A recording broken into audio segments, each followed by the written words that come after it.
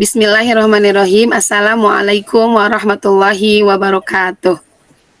Perkenalkan, kami dari kelompok B1 yang beranggotakan Ibu Eli Susilawati dan saya sendiri Aisyiti Widyaningsih yang insya Allah kali ini akan mempraktekkan coaching.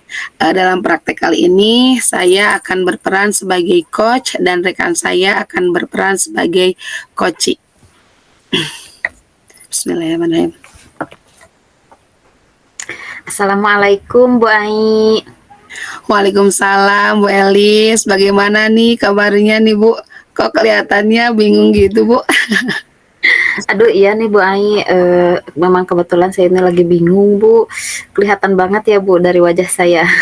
Tuh dahinya berkerut nih. Iya, kebetulan nih bertemu dengan Ibu karena memang saya ingin berdiskusi dengan Ibu ya kurang lebih 15 menitan lah ya Bu, jika Ibu bersedia gitu Bu. Boleh Bu, dengan senang hati nih. Apa nih Bu yang mau kita diskusikan dalam 15 menit ke depan ini? Gini Bu, keberagaman murid di kelas itu kan memang sudah biasa ya Bu, dan itu sudah menjadi tantangan bagi saya khususnya selaku guru untuk bagaimana mengelola kelas dengan baik dengan keberagaman murid tersebut. Nah kebetulan saya mengajar di kelas 7. Murid saya ini di kelas 7 itu sebagian besarnya sih berpartisipasi aktif ya dalam pelaksanaan pembelajaran yang saya lakukan, tetapi sebagiannya lagi itu kurang berpartisipasi aktif Bu. Jadi tidak menunjukkan keterlibatan gitu Bu selama pembelajaran saya. Oh, jadi yang membuat Ibu bingung itu karena keberagaman murid di kelas gitu ya Bu ya? Ada yang aktif dan ada juga yang pasif gitu ya Bu ya? Nah, menurut Ibu nih, apa nih ukuran keberhasilan dari diskusi kita kali ini? Ya, setidaknya setelah berdiskusi saya jadi mendapatkan pencerahan gitu ya Bu, bagaimana nantinya saya bisa mengelola kelas dengan baik gitu Bu. Dan kedepannya bagaimana sebagian murid yang tadi itu bisa berpartisipasi aktif lah di kelas dengan pembelajaran yang saya lakukan. Iya. Jadi setelah diskusi kita kali ini, Ibu bisa mengelola kelas gitu ya, dengan murid yang beragam dan semuanya bisa berpartisipasi aktif gitu ya, Bu ya? Iya betul Bu. Nah, jika saya boleh tahu ya Bu ya, berapa persen nih Bu anak yang kurang aktif di kelas Ibu tersebut? Jumlah murid di kelas itu ada 30 ya Bu, 21-nya itu kalau menurut saya memang sudah terlihat dan menunjukkan keantusiasan dalam belajar. Berarti sisanya ada 9 Bu, 9 orang itu berarti sekitar 30% lah Bu yang belum menunjukkan kurang aktif, kurang partisipasinya gitu Bu. Iya. Jadi sekitar 30% ya Bu ya yang siswa yang harus Ibu atasi ke depannya nih ya Bu ya. Nah, iya, betul. Menurut Ibu ciri-ciri anak yang kurang aktif itu seperti apa nih Bu? Kurang antusias ya Bu, yang kurang aktif itu terlihat lah dari sikapnya Bu, sikap leha-leha seperti enggan mengerjakan tugas, dan kalau misalkan mengerjakan tugas juga terlihat gitu sikapnya itu keengganan untuk mengerjakan tugas. Apalagi kalau saat berdiskusi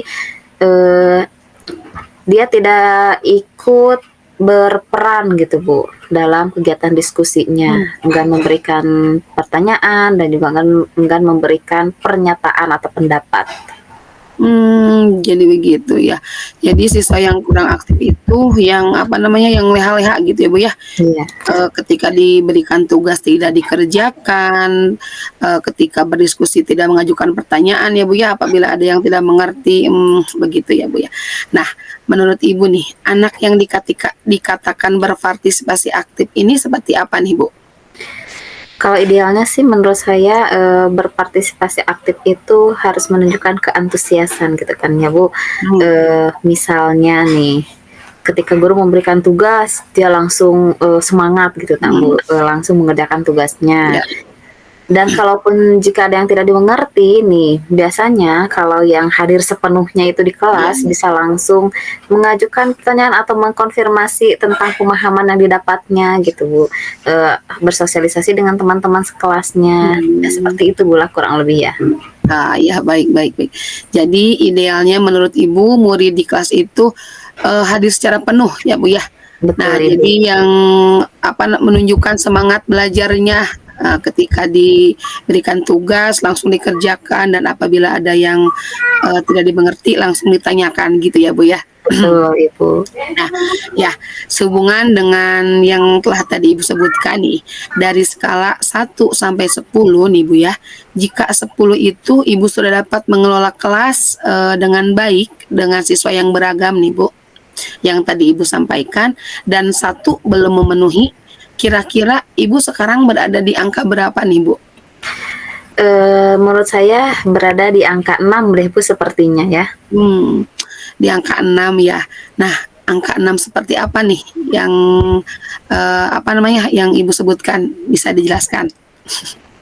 Angka 6 karena selama ini proses pembelajaran yang saya lakukan ini baru saja mengakomodir, Mmm, ini ya Bu, tingkat pemahaman siswanya Bu. Jadi dari segi kognitifnya, jadi saya tuh apa namanya, menyiapkan, menyiapkan ya, apa namanya, memvariasikan gitu pembelajaran, berdasarkan tingkatan, ada yang mmm, mudah, sedang, dan sulit. Nah, selain itu juga saya sudah mengakomodir, kebutuhan siswanya itu dari proses pembelajarannya, mhm, Bu. Proses pembelajarannya seperti ada pengelompokan, mmm, eee individu iya ataupun iya, secara berpasangan.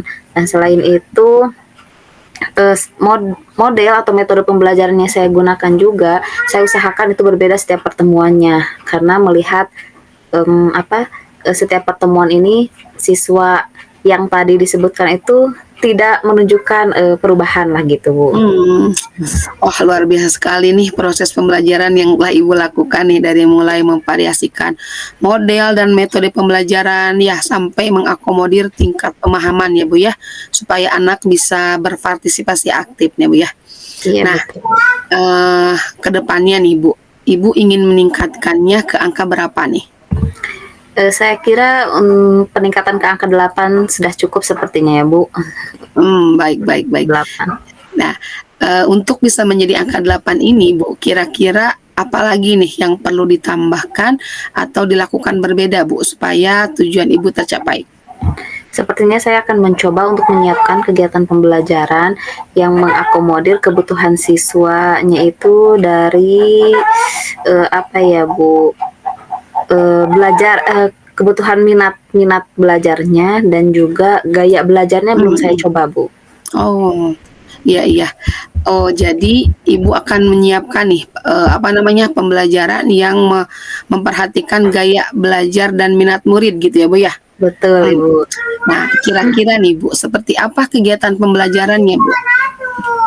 Jadi saya itu berencana untuk mengintegrasikan teknologi dalam Mmm, pembelajaran, Bu. Jadi nantinya saya akan menyiapkan bahan, pembelajaran yang berupa apa, materinya itu berupa gambar atau mmm, poster, terus menyiapkan video pembelajaran mmm, dan juga audio atau bentuk rekaman seperti itu, Bu. Nah, selain itu saya juga ingin menyiapkan, media pembelajaran, Bu. Media pembelajaran, 2 basis ya, ada basis iya iya. digital sama, alat peraga konkretnya. Nah, Ibu seperti itu. Mmm, wah luar biasa sekali nih rencana yang Ibu sampaikan barusan. Ya, jadi nih, apa nih yang akan Ibu lakukan setelah sesi ini selesai, dari tadi alternatif-alternatif yang Ibu sebutkan?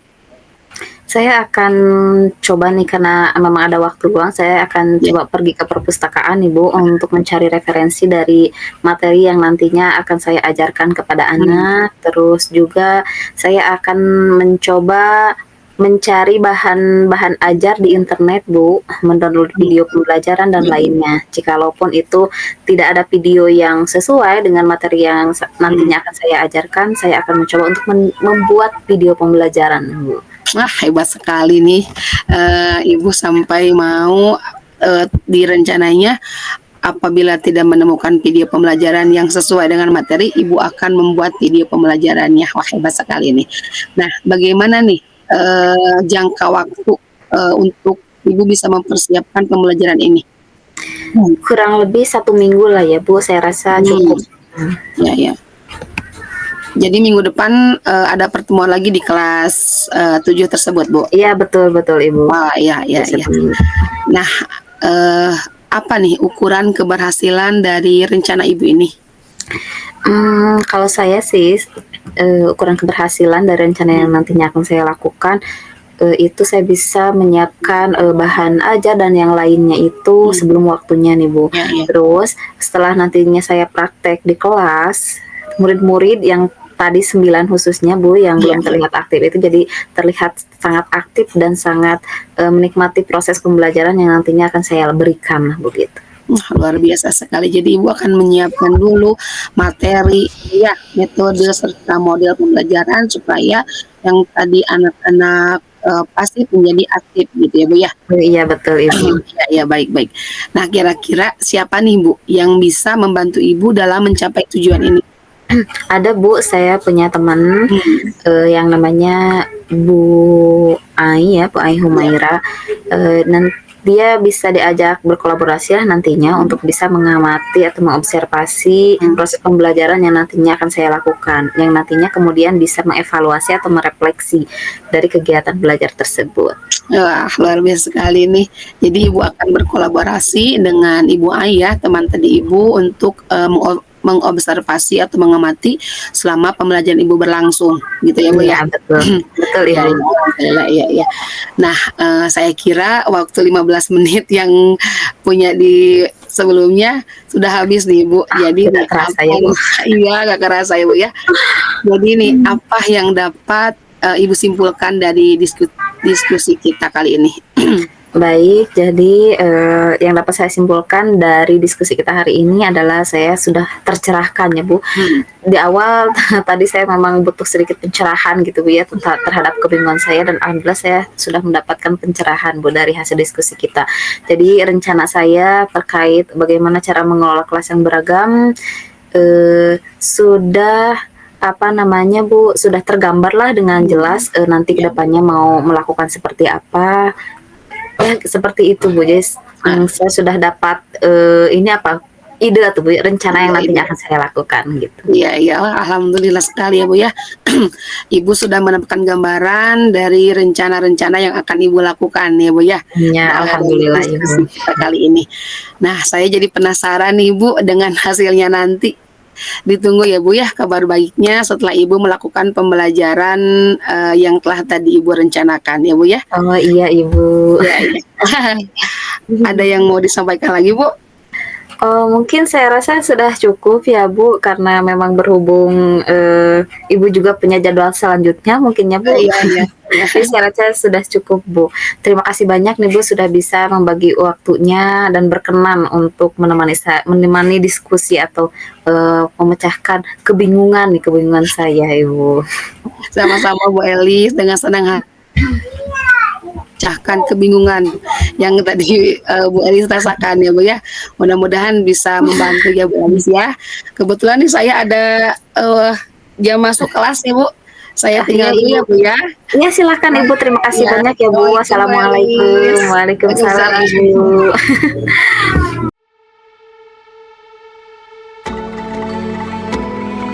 Assalamualaikum warahmatullahi wabarakatuh. Kali ini saya akan merefleksikan diri latihan coaching yang telah tadi saya praktekkan. Apa yang sudah berjalan dengan baik selama percakapan. Alhamdulillah tadi saya merasa percakapan berjalan dengan baik ya Bu ya, sesuai alur tirta. Dan Koci juga cukup terbuka untuk berbagi pengalaman dan pemikirannya, dan alhamdulillah tadi juga saya sudah bisa mendengarkan aktif, hadir secara penuh dan menanyakan pertanyaan yang berbobot. Yang kedua, apa yang masih perlu diperbaiki atau ditingkatkan? Saya rasa semuanya memang harus ditingkatkan karena untuk lebih mematangkan lagi gitu ya Bu ya. Cuman untuk yang lebih diperbaiki adalah tingkat komunikasi dan juga memberikan pertanyaan yang berbobot kepada Koci gitu ya. Selanjutnya, apa yang Ibu lakukan untuk tetap dalam kondisi present atau kehadiran penuh sebelum dan saat melakukan coaching? Sebelum melakukan coaching, saya mencoba untuk menyiapkan diri tetap fokus dan menghindari gangguan-gangguan yang akan terjadi. Dan saat coaching saya tetap bisa fokus terhadap percakapan yang sedang kita lakukan. Selanjutnya, apa yang Ibu lakukan untuk memperbaiki atau meningkatkannya? Saya akan terus belajar, berliterasi, dan berlatih tentang coaching ini, dan insya Allah akan memutar dan menonton video coaching yang telah disediakan di LMS. Terima kasih refleksi diri yang dapat saya sampaikan. Assalamualaikum warahmatullahi wabarakatuh.